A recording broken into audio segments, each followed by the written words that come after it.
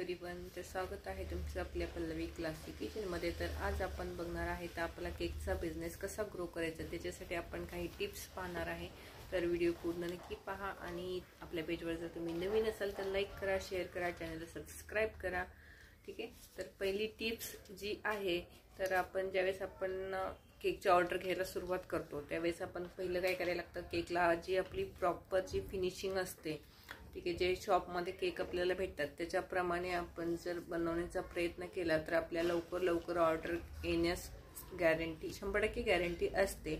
ठीक आहे, तर त्याच्यासाठी आपल्याला काय करायला लागतं, पहिल्यांदा केकला प्रॉपर आयसिंग आणि केकला फिनिशिंग, ठीक आहे, आणि जे आपण फ्लेवर यूज करतो ना केकमध्ये, क्रश, नवीनच आपण स्टार्ट केला असेल तर काय करायचं, मटेरियल लागतं ते आपण एकदम प्रीमियम क्वालिटीचे यूज करायचे, जेणेकरून टेस्टला आपल्याला कॉम्प्रोमाइज करू शकत नाही, तर टेस्ट आपण कस्टमरला चांगली द्यायची। तर त्याच्यासाठी मी तर वापरते मालाचे जे क्रश असतात ना ते मी वापरते। हा बटरस्कॉचचा क्रश आहे, एकदम प्रत्येक 15 दिवसात मला हा घ्यावा लागतो। हा स्ट्रॉबेरीचा आहे क्रश, हा संपलेला आहे, ठीक आहे, आणि कलर्स, ठीक आहे, तर जे कलर्स आपण यूज करतो ना ते पण चांगल्या क्वालिटीचे यूज करायचे। तर हा बेकरविलाचा आहे पर्पल कलर, खूप छान क्वालिटी आहे याची पण, आणि हा बेकरविलाचाच आहे कलर मिस्ट येलो कलर। हा रसमलाई केकसाठी किंवा इतर डिझाईन आपल्याला करायच्या त्यावेळेस आपण तो वापरायचा। हा आहे पायनॅपलचा क्रश, हा पण मी मालाचाच यूज करते, सर्वच मालाचा यूज करते, फक्त आहे ना हा आहे तो रसमलाईचा क्रश आहे, ठीक आहे। रसमलाईचा क्रश सगळीकडे अवेलेबल नसतो, तर हा थोडासा कॉस्टली आहे बट टेस्ट पण छान आहे। जर आपल्याला कमी थोडासा, हा क्रशपासून आपण केक बनवतो म्हणून आपण हा थोडासा कमी प्राईजमध्ये देतो। जर ओरिजिनल रसमलाईचा केक सोबत आपण रसमलाई सोबत केक बनवत असेल तर आपल्याला तो थोडासा कॉस्टली पडतो। जर कस्टमरची समोरून रिक्वेस्ट असेल की आम्हाला ओरिजिनलच रसमलाई केक पाहिजे तर आपण तो ओरिजिनल रसमलाई केक सोबत म्हणजे रसमलाई सोबत केक बनवू शकतो, ठीक आहे। तर त्याची कॉस्ट वेगळी पडते, त्याच्यामध्ये आपण ती कॉस्ट ॲड करायची आपल्या बेसिक केक सोबत। ते वापरतो असे स्प्रिंकलर वापरायचे, लुक खूप छान येतो, व्हॅनिला केक वगैरे त्याच्यासाठी मी हे यूज करते, आणि कस्टमाइज केक असतात माझे व्हॅनिलाचे पण, तर हे एकदम 0 साईजचे आहेत। हा आहे डार्क कंपाऊंड, ह्याचं पॅकिंग चेंज झालेलं आहे आणि थोडीशी क्वालिटीमध्ये पण फरक आलेला आहे। तर पहिल्या मोरडेच्या डार्क कंपाऊंडपेक्षा हा थोडासा वेगळा आहे।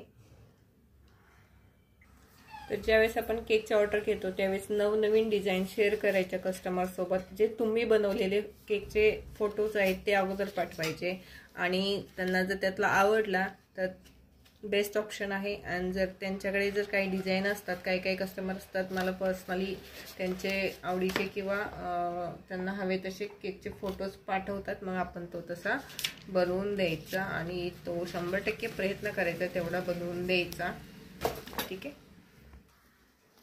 जर आपण नवीनच केक बनवायला स्टार्ट केलं असेल तर अगोदर आपण केकला फिनिशिंग प्रॉपर द्यायची, आणि आपण जे फ्लेवर वगैरे ॲड करतो ते आपण चांगल्या क्वालिटीचे वापरायचे, म्हणजे प्रीमियम क्वालिटीचं सर्व मटेरियल वापरायचे। क्रीम प्रीमिक्सने बनवत असेल तर प्रीमिक्स, आणि जर तुम्ही घरच्या प्रीमिक्सपासून स्क्रॅचपासून बनवत असेल तर एकदम बेस्ट ऑप्शन, ते पण खूप चांगला, म्हणजे त्याच्यामध्ये रिझल्ट पण चांगला आहे आणि आपला पण त्याच्यामध्ये जास्त बेनिफिट असतो।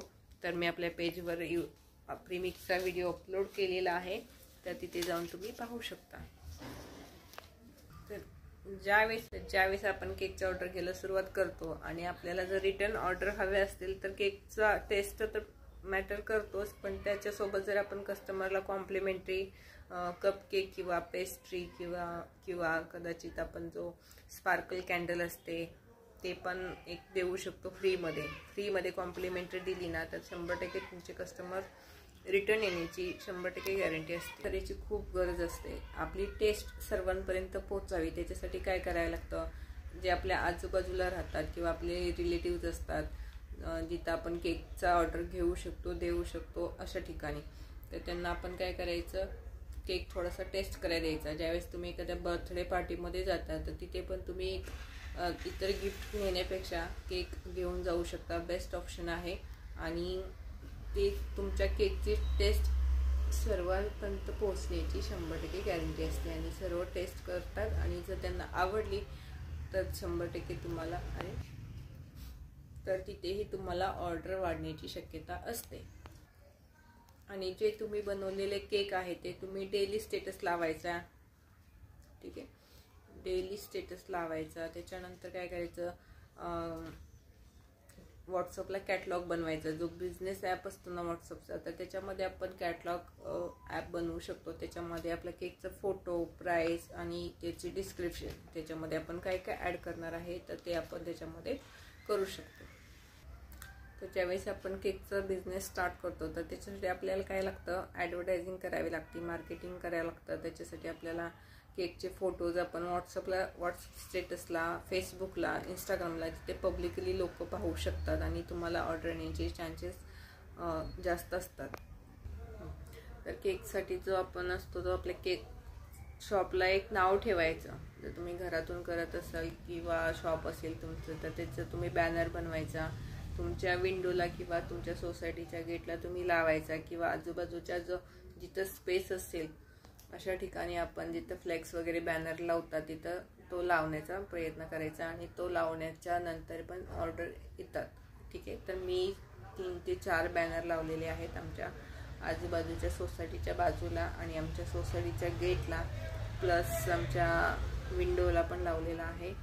तर त्याचा रिझल्ट पण आहे, येतात ऑर्डर त्याच्यातून. तर ऑनलाईन बिझनेस करायचा असेल तर आपण स्विगी, झोमॅटोला कनेक्ट होऊ शकतो जर आपल्या एरियामध्ये असेल अवेलेबल. ठीक आहे, तर आमच्या इथे आहे. तर आपण त्याच्यासाठी काय करावं लागतं, फूड लायसन काढावं लागतं. फूड लायसन काढल्याच्या नंतर आपण स्विगी, झोमॅटोसोबत आपला बिझनेस पण स्टार्ट करू शकतो. हा पण एक बेस्ट ऑप्शन आहे. तर हा व्हिडिओ कसा वाटला तुम्हाला कमेंट बॉक्समध्ये नक्की सांगा. आणि आपल्या पेजवर तुम्ही नवीन असाल तर लाईक करा, शेअर करा, चॅनलला सबस्क्राईब करा. आणि असेच नवनवीन व्हिडिओचं नोटिफिकेशन येण्यासाठी आपल्याला चॅनलला सबस्क्राईब करायचं असतं. ठीक आहे, आणि व्हिडिओ पूर्ण पहा. भेटूया आपण नेक्स्ट व्हिडिओमध्ये. Thanks for watching.